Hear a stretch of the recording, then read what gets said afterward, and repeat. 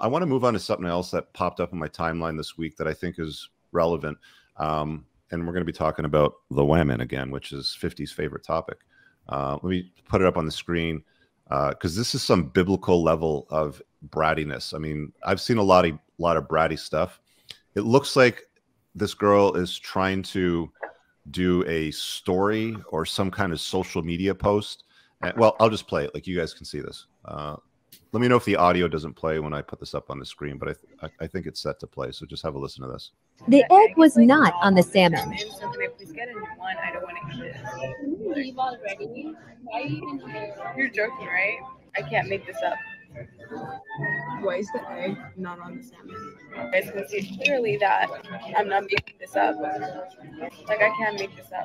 Do you guys see this egg that's not on here? I'm sorry, you've been too busy to educate this. I'm sorry. You would have to ask me. Okay, so I ordered a salmon benedict, which the egg clearly is supposed to be on, and then why is the sauce even on the side? Like, it's supposed to be on top.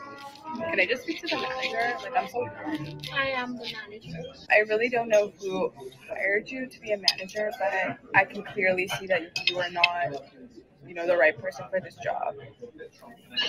I'm gonna try to put this on. If it like opens on the way, I'm literally gonna have to ask you to bring me in. Oh my god, dude. Can I get a new one? Sorry, yeah. Can I please get a new one with like a new plate? It's to be aesthetic for my story. Because I'm honestly not eating this until you bring me a new one.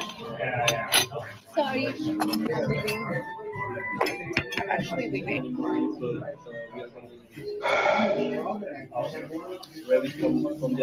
I'm so sorry. Like, I'll just leave.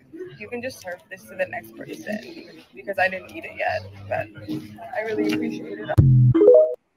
So if you guys didn't catch that, that's a vocal tonation called vocal fry. Have you guys heard about vocal fry? Just about up speak. Is it up talking? Is it like talking totally like this? My name is Dan. Really, it's gotta be on the egg. Oh my god, it's ruining my story. Like this. That's how dumbasses talk. Essentially, this is the pinnacle. I've seen some bratty stuff show up in my timeline.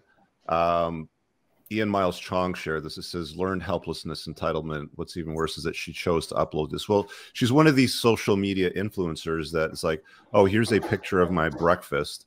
And because the egg isn't on top of the salmon and the Benedict sauce isn't poured all over it, it's not aesthetically pleasing enough for her. So she wants to talk to the manager with that vocal fry.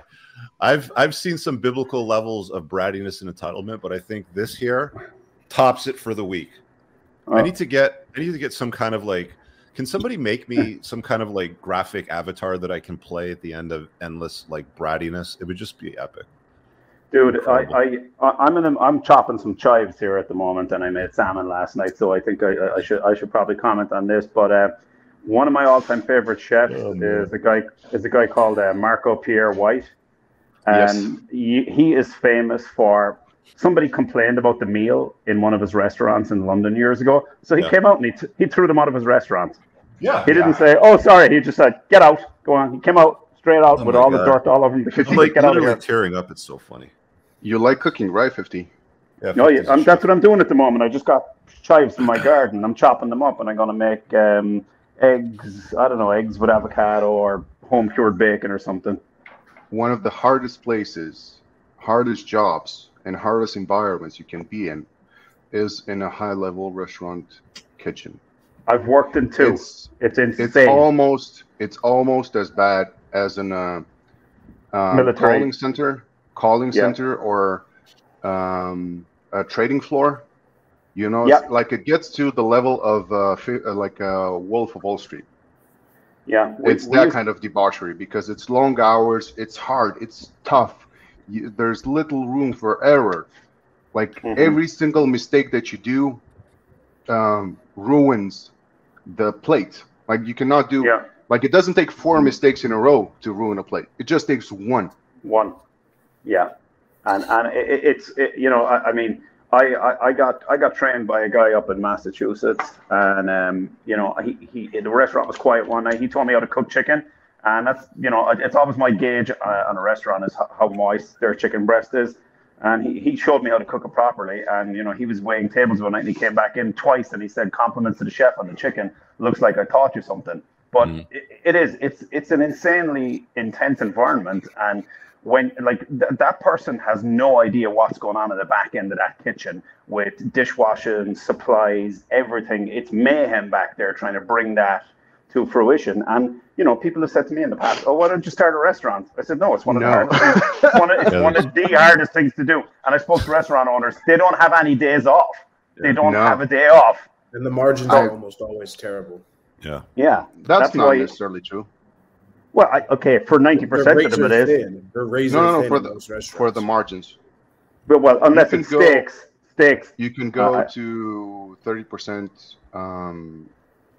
EBITDA, which is basically, that translates into some other term in English finance, like the disposable income, disposable cash flow at the end of the year, right? And that's not great. Even 30% margins are not good. That's not great for a business. If you're doing $5 million in turnover, for restaurants, the 30% margin is pretty good. I mean, that's godlike. They're they're not elf businesses. They're not easy, lucrative, or fun. And they're a lot of work. One more thing that I'd like to add is that you have the heat from the entire store, from the entire shop, from everybody depending on you. Because if your food is not good enough, nobody gets a tip. Yeah. You know what's good about this though is there's a trend pushing back on these bratty, you know, girls. Like you see it a lot in the workout space. There's this guy, Joey Swole. He does this on social media a lot where he'll take these clips from women where they're complaining about somebody walking in front of their camera while they're doing the set, or somebody like off in the distance that might look at them for like a fleeting glance or offer to help them put the plates away. And then they make up some big deal about how this guy's a creep or whatever, or why is he here, or why is he walking in front of my camera? And there's a lot more pushback for that now. So I think society in general doesn't have a lot of tolerance for a lot of this bratty behavior. There's probably a small portion of their audience where they think that, oh, this will get me more views, or maybe this will get some reach because I'm lecturing them or I'm pulling the Karen. Nobody likes a Karen. Not even Karens like Karens. You know, you ask a Karen that's been a Karen that sees a Karen, they don't like it either. Well, I think one thing that hasn't been mentioned too is that there was a little bit of like, who the fuck is this bitch from the waitress, right? You know, and she just wasn't having it though, right? You know, and she's like, get the manager. She's like, I am the manager. She wasn't, but I mean, she's just like, no, I'm not going to put up with your shit though. Fucking like, there's that saying, the customer is always right. She's like, no, I'm not putting up with your shit. Get the fuck out though, right? If you want to leave, get the fuck out then, right?